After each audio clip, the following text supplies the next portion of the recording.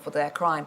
But we also quite like the stories where it all goes wrong, which make us all feel a bit better. And there seem to be lots of these, in particular in the US. There was William Budd Post III, and he won $16 million in 1998. The judge ruled that he must give a third to his landlady. He then married 7 times and got divorced 6 times. He went to prison for firing a shotgun at a debt collector. He went bankrupt. His brother hired a hitman to try to kill him, so it didn't really go well, and he ended up calling it the lottery of death and said that he would rather he'd never won.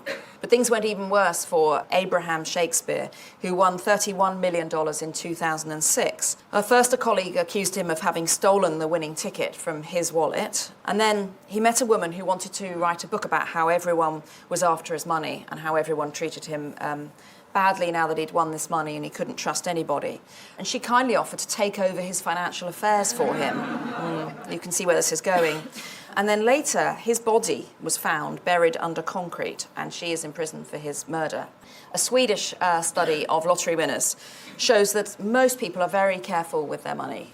But there is a downside to winning the lottery, which could make the rest of us feel better, and that is known as the experience stretching hypothesis, which is that people with less money savour experiences more. Just showing people photos of money primes them to reduce the average time that they savoured chocolate for, down from 45 seconds on average to 32 seconds. So the idea is that if you can afford the very best, then you get the very best and you stop getting pleasure anymore from the small things. So my advice for new millionaires is don't splurge for the best straight away. You need to do it very gradually. But what about money and happiness? This is a man I know who happens to be very rich. He's enjoying himself there with his money and happiness. The famous finding relating to money and happiness is known as the Easterlin paradox, which lots of you might have heard of. So this is the finding that within a country, rich people are on average happier than people with less money. But when you compare the level of happiness between different countries, average income only makes people happier until it reaches £15,000 or £20,000 or £25,000, depending on which study you look at.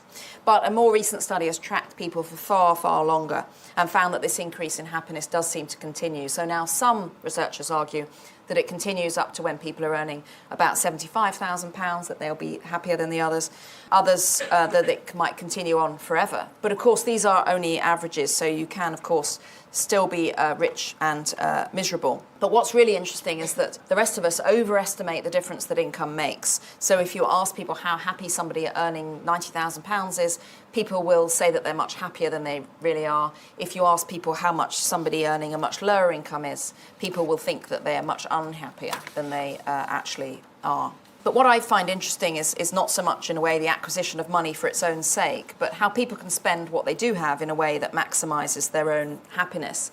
There's lots of interesting research from psychologist Elizabeth Dunn in the US on this, which boils down to you should spend money on experiences, not on products, in order to maximise the happiness you get from that money.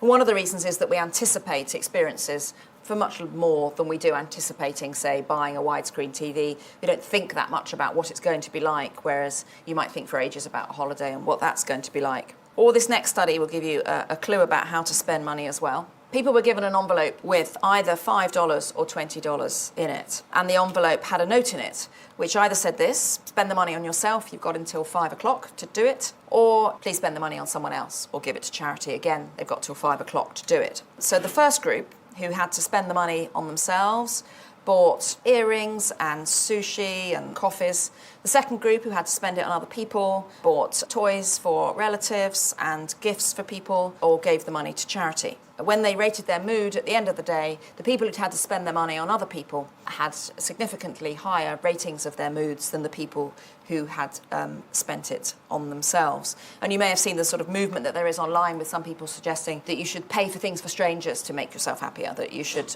stand in the coffee shop queue and say that you'll pay for the persons behind you.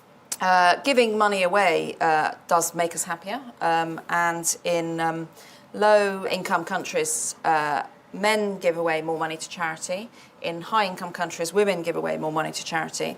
But what about richer and poorer people? There's a whole literature on whether richer people are meaner or not. The psychologist Paul Piff in the US has done loads of studies on this, where he observed people crossing zebra crossings. He looked to see which cars would stop, and he found the expensive cars were less likely to stop than the cheaper cars. He also got people to play Monopoly, and he made some players artificially rich at the beginning by just giving them a load of money to start the Monopoly game with. And he would find that they would, triumphantly stick their boot or their car around the board, very sort of loudly, and that they ate more of the pretzels that had been left out for them. And also, at the end, which was interesting, when they won, inevitably, because they started with loads more money so they could buy loads of houses, they then asked them why they thought they'd won, and they thought they'd won because of their own skill, which was interesting. He even found a higher proportion of rich people who said that if they were on the Titanic, they would deserve to be in the first lifeboat. But there is also a whole other load of evidence suggesting that they are generous. So the super rich give away 4.44% of their money, compared with an average of 2.3%.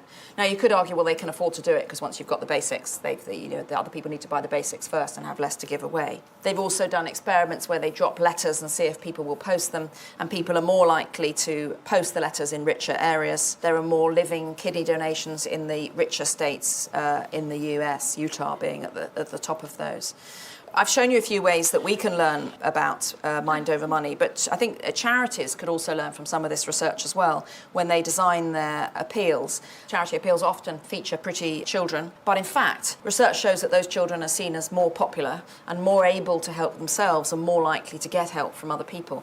So actually, it could be a mistake to have children that are too pretty because people think, oh, they'll be fine. Also, interestingly, and some new research last year found that people tend to decide how much to give to an appeal according to the number of people who've been killed rather than the number of survivors after an earthquake, say.